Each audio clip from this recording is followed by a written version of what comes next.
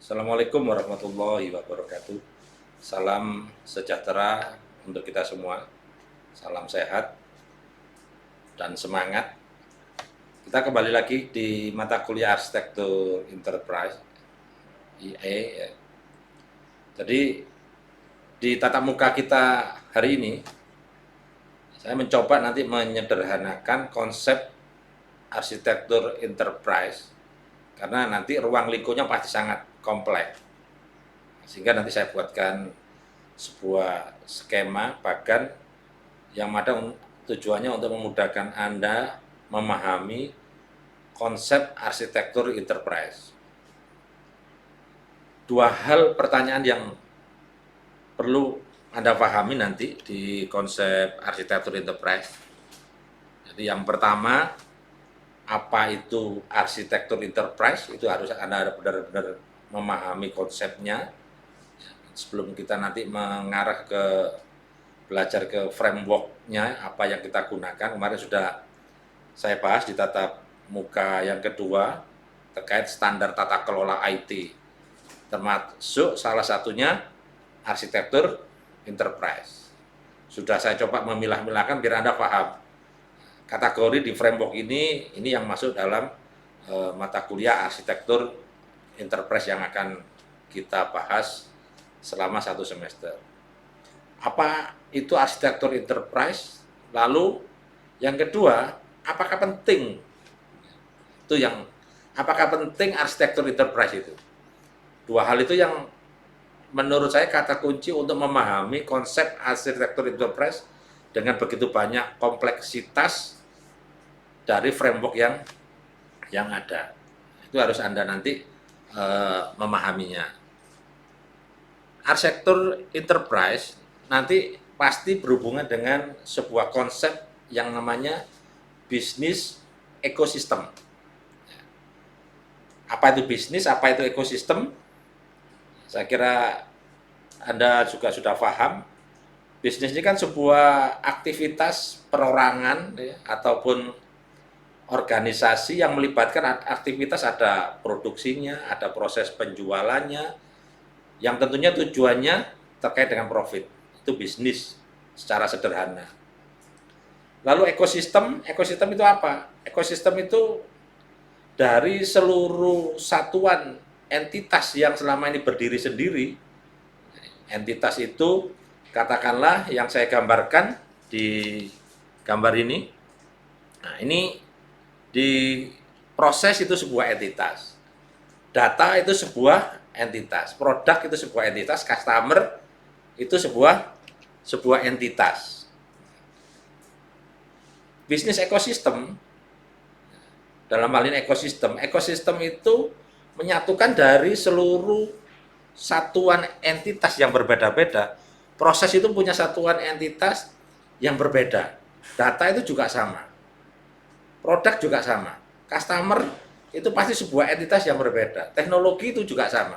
Sebuah entitas yang berbeda. Ekosistem itu menyatukan dari sebuah satuan entitas yang berbeda-beda dari sebuah organisasi ataupun perusahaan. Itu dijadikan satu. Menjadi satu ekosistem. Itu namanya bisnis ekosistem. Anda melihat coba Anda lihat dari gambar yang sebelah kiri ya. Di sebelah kiri itu saya gambarkan sebuah tempat yang sangat sederhana. Katakanlah ada warung ataupun kafe lah, kafe kecil gitu ya. Kafe, warung dan lain sebagainya itu juga masuk company. Kemarin kan sudah saya jelaskan kan.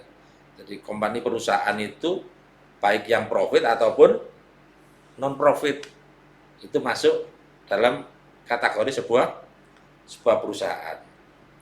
Sebuah perusahaan dalam konsep arsitektur enterprise ini harus bisa bertransformasi. Nah, ini ada di panah yang sudah saya gambarkan itu ada tulisan transform itu ya. Jadi transformasi itu melakukan perubahan. Ya. Jadi sebuah perusahaan kecil tadi itu harus bisa mentransformasi dengan sendirinya. Ya. Dari yang sederhana menuju yang lebih berkembang.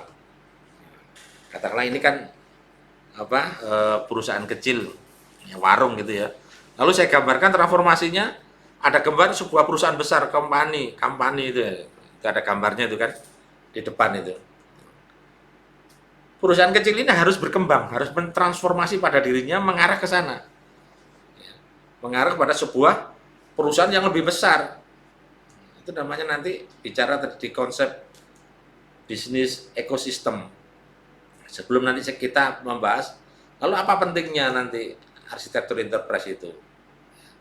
Lalu kalau sudah bertransformasi menuju company atau perusahaan yang lebih besar, ya, maka dari sana saya jelaskan juga dari sebuah startup itu harus menuju ke legacy company. Jadi tidak cukup transformasi dari yang kecil menuju yang besar, ya.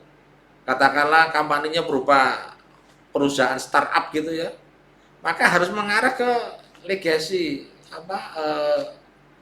status hukum perusahaan itu harus jelas, harus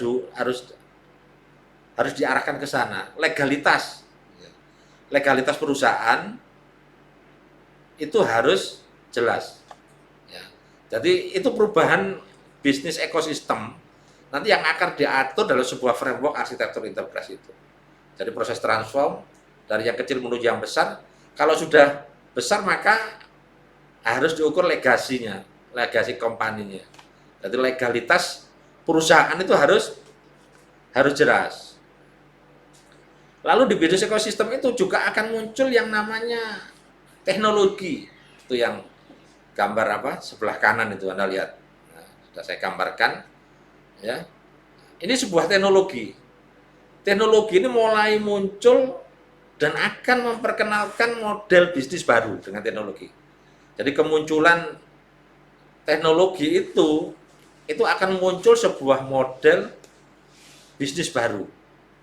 Ingat ya, model. Ya. Bisnis aktivitasnya itu banyak, dari mulai skala kecil sampai yang besar. Adanya teknologi, model itu akan berbeda nanti. Model marketingnya, model penjualannya, dan lain sebagainya. Itu akan berdampak demikian. Ya. Lalu dari teknologi ini juga, bisnis ekosistem itu, Anda lihat di bawahnya gambar teknologi itu, ada banyak orang, saya mengatakan itu sebuah customer gitu, kalau dalam bahasa bisnis. Anda lihat kebutuhan customer itu memiliki tingkat keinginan yang sangat tinggi. Customer itu akan berubah-ubah. Perubahannya terkait dengan apa? Terkait dengan keinginannya. Dia punya sebuah keinginan perubahan, keinginannya cukup tinggi. Dan terus berkembang. Kenapa? Keinginan itu cukup tinggi dan terus berkembang karena ada modal teknologi tadi. Kalau dulu orang belanja itu harus susah-susah kita ke tempat yang menjual sebuah produk. Dengan adanya teknologi memunculkan sebuah model yang berbeda, cukup di rumah, barang itu bisa datang sendiri dan bisa dibayar di tempat kalau kita setuju dengan sebuah produk. Itu keinginan itu muncul, terus berkembang dengan sebuah percepatan keinginan dan model-model teknologi yang baru. Lalu dari sana muncul sebuah proses ya, dari sebuah proses model bisnisnya ya. Jadi dalam sebuah bisnis, tadi kalau kita ngomong bisnis ekosistem, lalu dalam sebuah bisnis itu dibutuhkan apa ini? Ya. Yang sudah saya lingkari di proses ada berapa item, 1, 2, 3, 4, 5 item ya. Dalam sebuah bisnis itu akan memunculkan sebuah kebutuhan proses. Bisnis itu pasti ada sebuah proses. Bisnis itu butuh sebuah data. Sebuah bisnis itu butuh sebuah produk. Sebuah bisnis itu butuh customer, ya kan? Sebuah bisnis itu butuh teknologi. Yang tadi saya katakan, bisnis itu sebuah aktivitas perorangan atau organisasi, ya, yang mana tujuan dari sebuah bisnis itu untuk mendapatkan apa? Untuk mendapatkan sebuah profit. Nah, panah yang sebelah kanan itu kan saya gambarkan sebuah money. Money itu gambaran, uang itu gambaran dari sebuah profit. Lalu ekosistem tadi mengarah kepada bentuk ini tadi. Jadi dari bentuk aktivitas bisnis yang berbeda-beda tadi itu, yang saya bahasakan kalau dalam bahasa informatika itu sebuah entitas, proses itu entitas, data, produk, customer, teknologi itu punya ciri sendiri-sendiri, dijadikan satu menjadi satu kesatuan organisasi. Dia mengelompok menjadi satu, punya keinginan yang berbeda, dijadikan satu, itu namanya ekosistem. Dari 5 entitas ini, bagaimana menjadi suatu yang berbeda menjadi satu untuk mendapatkan sebuah profit. Itu namanya bisnis ekosistem. Ya. Jadi kalau kita bicara bisnis ekosistem, seperti yang saya jelaskan tadi itu. Jadi ini kan berarti sebuah proses kompleksitas, ya, kompleks. Kebutuhan bisnis ekosistem sangat kompleks. Lalu apa yang harus Anda lakukan? Ya. Tadi kan saya mengatakan di awal 2 hal, kalau Anda ingin memahami secara, saya sederhanakan dari pengertian apa sih untuk memahami sebuah arsitektur enterprise itu, Anda harus memahami sebuah definisinya tadi secara sederhana, ya. Lalu yang kedua, apa penting, ya, arsitektur enterprise itu? Nah, jawabannya, kalau kita melihat sebuah proses bisnis ekosistem itu mulai dari awal sampai yang terakhir sudah saya jelaskan, lalu apa yang Anda harus lakukan? Ya, kita pasti membutuhkan yang namanya arsitektur enterprise. Untuk apa? Untuk mengelola sebuah ekosistem ini. Dari runtutan yang kecil sampai dari proses yang saya jelaskan sampai terakhir itu, peran arsitektur enterprise itu sangat dibutuhkan dalam bentuk tata kelolanya. Nah, ini slide yang Yang kedua, ya. Ini arsitektur enterprise-nya, ya. Jadi bagaimana mengetahui bahwa komponen-komponen tadi itu mampu bekerja sama, ya. Dari seluruh bisnis ekosistem tadi loh yang sudah saya gambarkan dari awal sampai yang terakhir, itu bagaimana Anda mengetahui bahwa satu komponen dengan yang komponen yang lain, satu entitas dengan entitas yang lain itu mampu bekerja sama. Itulah tujuan nanti Anda belajar tentang IE, ya, arsitektur enterprise itu. Jadi kalau ditanya apa tujuan Anda ikut mata kuliah ini, maka tujuan Anda dalam mengikuti, memahami konsep arsitektur enterprise ini seperti yang saya sajikan di slide saya.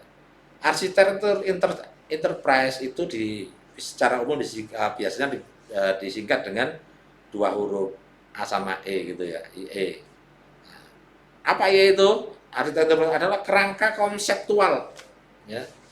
Jadi kalau kerangka itu bicara tentang framework. Dari bisnis ekosistem tadi itu yang masih berdiri sendiri antara satu dengan yang lainnya itu, dengan arsitektur enterprise itu akan dijadikan satu. Biar nanti mempunyai sebuah tujuan yang sama. IE adalah kerangka konseptual, yang nanti konseptual itu berupa framework, ya. Nah, frameworknya IE, arsitektur itu banyak, bisa nanti pakai Zahman framework, bisa pakai TOGAF, ya. Di tatap muka yang pertama sudah saya jelaskan. Kerangka konseptual dalam hal apa? Bagaimana bisnis itu dapat dibangun. Jadi framework atau kerangka-kerangka konseptual nanti itu untuk membangun sebuah bisnis yang bagus. Itu harus pakai tata kelolanya, pakai arsitektur enterprise itu. Baik bisnis yang profit ataupun non-profit sudah saya jelaskan, ya.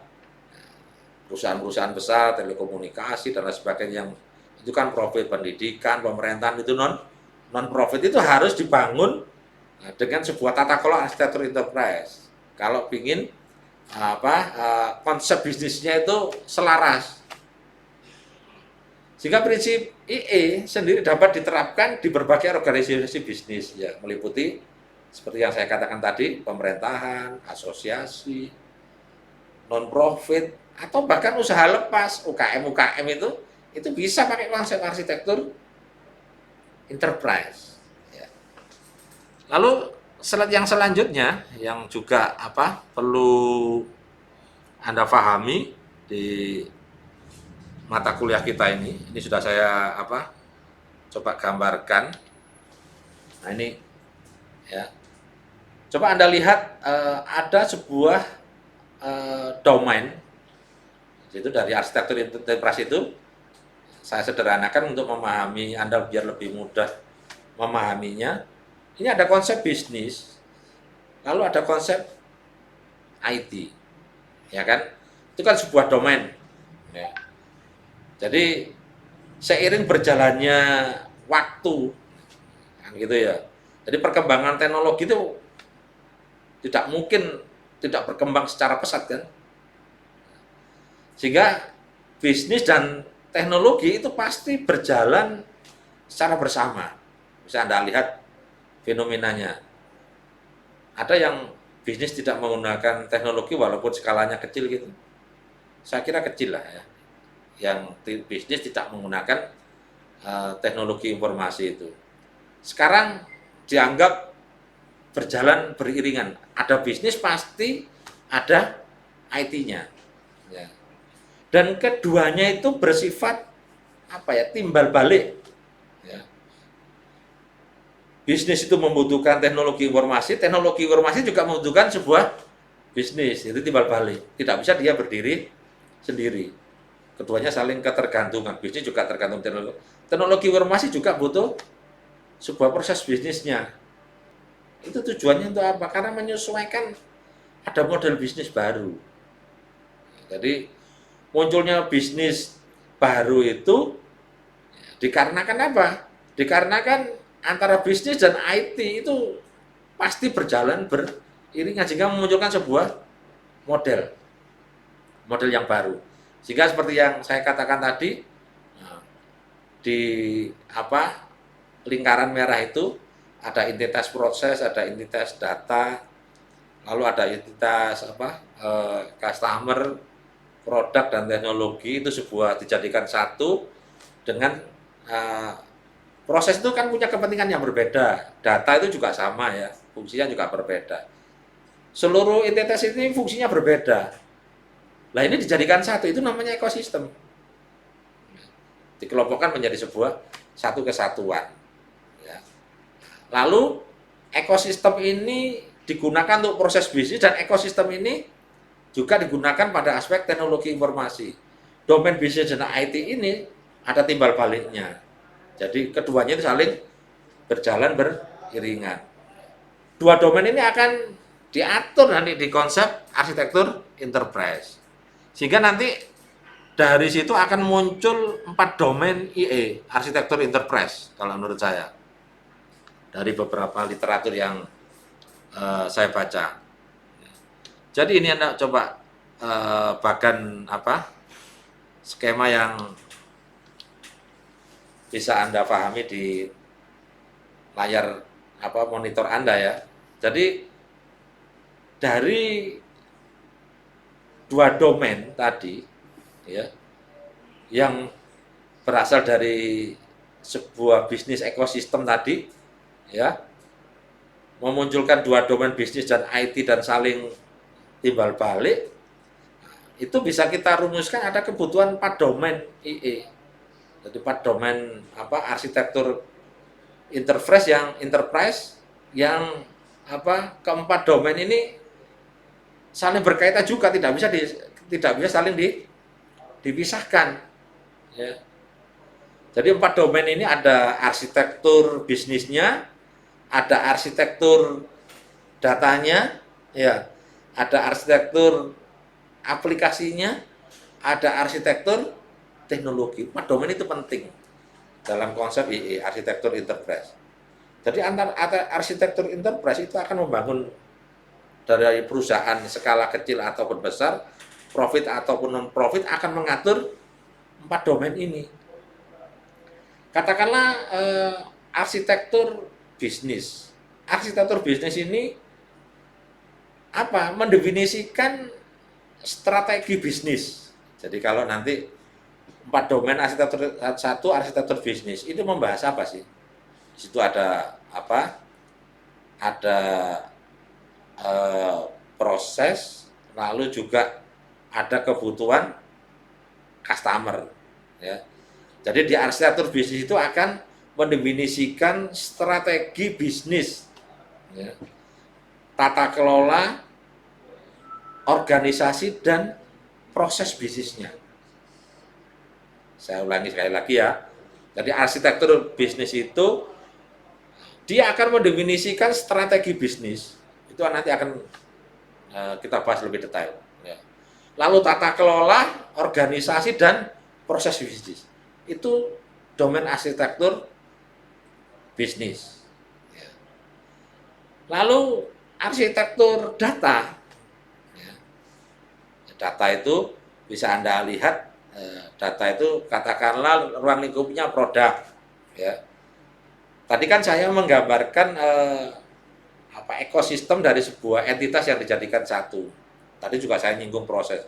Proses itu letaknya di mana? Di arsitektur bisnis. Karena di proses itu nanti yang akan mengatur strategi bisnis, tata kelola, organisasi, dan proses bisnis. Proses bisnis. Itu domainnya di arsitektur bisnis. Lalu data itu letaknya di arsitektur data. Nah, produk maksud saya. Jadi arsitektur data produk dari entitas produk itu yang berada di domain arsitektur data. Arsitektur data ini tujuannya untuk mendeskripsikan struktur dari satu organisasi data yang real, logis, dan berwujud fisiknya, fisik manajemen asetnya, dan juga data sumber daya. Jadi sumber daya datanya itu juga ada. Saya ulangi ya. Jadi arsitektur data itu mendeskripsikan struktur dari suatu organisasi data yang real. Jadi yang real dan ada fisik manajemen asetnya. Namanya produk. Dan juga ada sumber daya datanya. Sumber daya datanya. Ingat ya kalau di bidang kita teknologi itu kemarin di tatap muka pertama sudah saya jelaskan, kita itu punya 2 sumber daya. Kalau kita ngomong sumber daya itu tidak cukup ngomong sumber daya manusia, tapi ada nama SDM dan SDT, sumber daya manusia dan sumber daya teknologinya. Lalu yang domain yang ketiga ada namanya arsitektur teknologi. Itu sudah saya gambarkan ya. Arsitektur teknologi. Arsitektur teknologi itu dia akan mendeskripsikan namanya teknologi, ya. Perangkat lunak ya, yang real dan juga kemampuan dari sebuah perangkat keras yang diperlukan untuk mendukung penyebaran bisnis. Ya. Baik barang ataupun jasa ataupun sebuah aplikasi.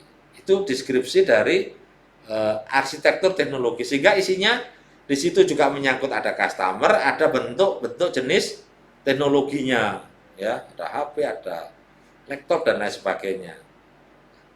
Keselarasannya antara arsitektur dan arsitektur bisnis dan arsitektur teknologi sama-sama membutuhkan sebuah customer. Anda lihat, itu saya gambarkan dalam sebuah anak panah itu ya. Jadi customer itu kebutuhan arsitektur bisnisnya itu dengan teknologi itu sinkron. Ada kebutuhan prosesnya, ada kebutuhan teknologinya. Lalu arsitektur domain yang terakhir, arsitektur aplikasi, dia itu akan menyediakan satu blueprint, ya.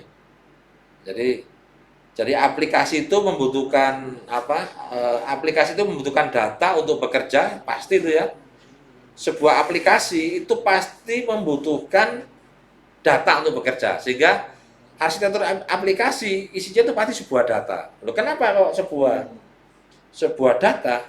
Karena aplikasi itu membutuhkan data untuk bekerja. Kalau tidak ada data, tidak akan bisa berjalan. Seperti informasi tentang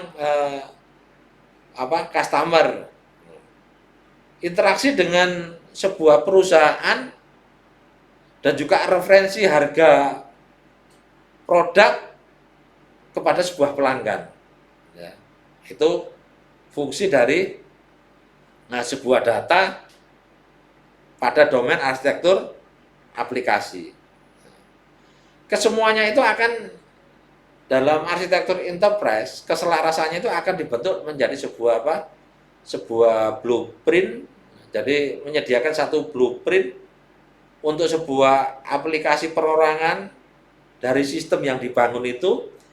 Mereka itu akan berinteraksi dan berhubungan ke sebuah proses inti dari sebuah organisasi. Dari seluruh 4 domain ini akan menjadi satu untuk mencapai sebuah tujuan bisnis intinya itu, yang tujuannya untuk mendapatkan sebuah profit. Saya kira itu yang bisa saya sampaikan di mata kuliah ini untuk menyederhanakan satu tema pemahaman Anda terkait arsitektur enterprise dan apa pentingnya. Itu sudah saya gambarkan dari sketsa dan skema yang coba saya buat untuk memudahkan Anda memahami apa sih konsep arsitektur enterprise, lalu apa pentingnya dari awal sampai yang terakhir. Sekian, Assalamualaikum warahmatullahi wabarakatuh, salam sehat.